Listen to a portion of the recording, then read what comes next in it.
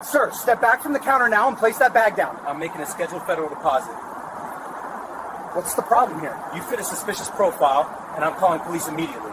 That badge means nothing. Until cops arrive, you stay right here. You're being recorded, and detaining you will have serious consequences. The camera captured everything, every word, every gesture, every decision made in broad daylight, right outside a downtown bank where dozens of people walked by, unaware they were witnessing the opening moments of a seven-figure mistake. What looked like a routine security interaction was already spiraling into something far more serious, all preserved by recording devices the authority figure never considered could be turned against him. What Daniel Hargrove had absolutely no idea about was who he was confronting.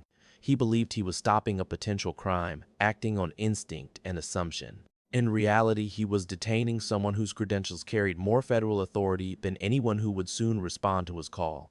What made the moment even more unsettling was what didn't happen. There was no panic, no raised voice, no sudden movement. Marcus Reed stood composed, measured, and calm in a way that completely contradicted the narrative forming in the guard's mind. Marcus Reed wasn't just a man in a suit. He was a U.S. Treasury agent, a federal investigator with over a decade of service, multiple commendations, and direct responsibility for multi-million-dollar financial operations tied to national security. And within minutes, that misunderstanding would ignite a legal and professional chain reaction, ending in a $7.8 million lawsuit and the destruction of a career. Before we dive deeper into this intense and shocking story, I need you to do something. Drop a comment right now and tell me, should credentials matter immediately during police encounters, yes or no? And be care about accountability, real consequences, and stories that expose how fast authority can spiral. Hit subscribe. What unfolds next only gets more intense, and you don't want to miss how this moment explodes nationwide. Marcus Reed was not someone who expected special treatment. At 38 years old, he had spent 14 years inside federal service learning that professionalism meant restraint, even under pressure.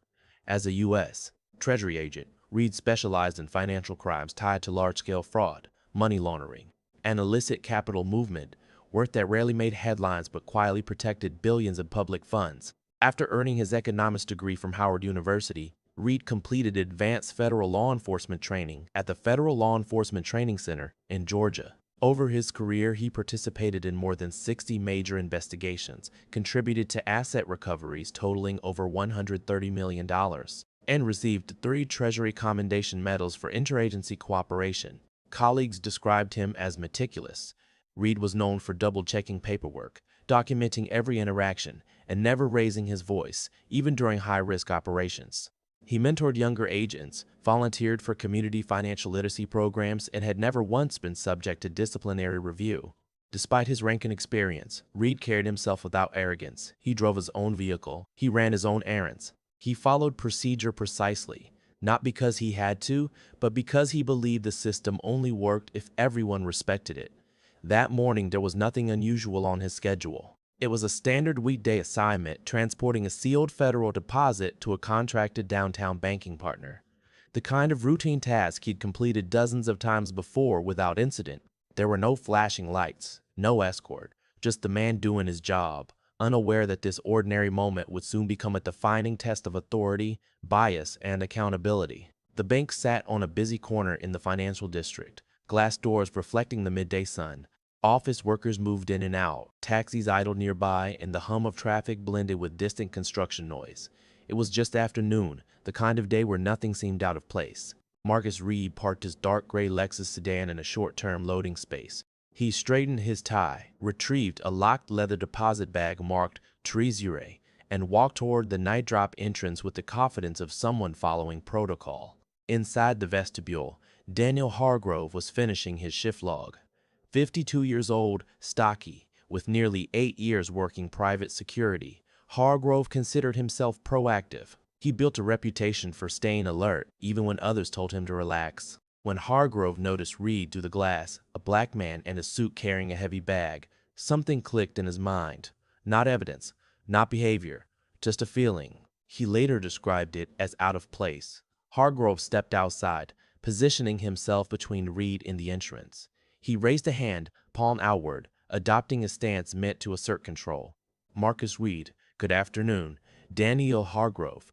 Sir, step back from the counter now and place that bag down. Reed paused, surprised but calm, and asked a simple question that would ignite everything that followed. Marcus Reed, I'm making a scheduled federal deposit. What's the problem here? The words were measured, neutral, informational, but Hargrove didn't hear them as clarification. He heard them as resistance. Daniel Hargrove, you fit a suspicious profile, and I'm calling police immediately. In Reed's mind, the legal framework clicked instantly. No articulable suspicion, no observed crime, just assumption. He knew Terry v. Ohio by heart. Reasonable suspicion had to be specific and grounded, not vague or personal. Marcus Reed. Sir, I'm Marcus Reed, a U.S. Treasury agent on duty. Hargrove glanced briefly at the badge, then dismissed it with a wave. Danielle Hargrove, that badge means nothing. Until cops arrive, you stay right here. Bystanders slowed. Phones came out. Someone across the street began recording. Reed remained still, hands visible, voice calm. Marcus Reed, you're detaining me without cause. Arizona VB. Johnson makes clear you can't extend a stop without justification. Hargrove's jaw tightened. He'd gone too far to retreat now. Daniel Hargrove, save it. This ends with you in cuffs if you move. Inside, Reed understood what was happening. Escalation driven by ego, not law. He made a decision. Document everything. Marcus Reed. Then remember this moment when the $7.8 million lawsuit is filed. Have you ever watched someone realize they're wrong and double down anyway? Type asterisk yes or no, ask him in the comments. Sirens approached. Authority arrived. And instead of correcting the mistake, it got worse.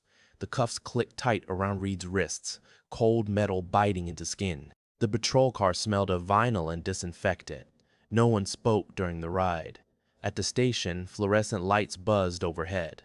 A processing officer reviewed Reed's credentials and froze. Supervisor, he said quietly. Within minutes, phones rang. A watch commander stepped out. Then another call, higher up. Reed sat calmly, noting badge numbers, times, faces. He was released without charges. Do you think the officer should have verified credentials immediately? Let me know below. Within hours, Reed contacted a civil rights attorney in the ACLU. The lawsuit spanned 42 pages, alleging unlawful detention, false arrest, racial profiling, and Fourth Amendment violations. The footage went viral, 50,000 views, then 2 million, then national coverage. Internal Affairs confirmed a pattern. Black individuals were stopped at asterisk 3.4 times asterisk the rate of others for similar non-criminal activity. The findings were damning. Daniel Hargrove was terminated for policy violations including unlawful detention, misuse of authority, and failure to follow verification protocol. His appeal failed. The DOJ launched a 96-page investigation. A consent decree followed. Mandatory bias training, credential verification rules, and independent oversight. The city settled for $7.8 million, asterisk. Reed donated part of the settlement to civil rights education programs. This isn't about money, he said. It's about making sure this stopped happening. This story matters because Marcus Reed had everything working in his favor. Credentials, legal knowledge, resources, and still, this happened. Imagine those without any of that. Accountability came here, but it's the exception, not the rule. In A, what's your biggest takeaway? Hit. Was $7.8 million enough? Hit. Share this story. Subscribe for more accountability breakdowns. Drop your thoughts below. See you in the next one.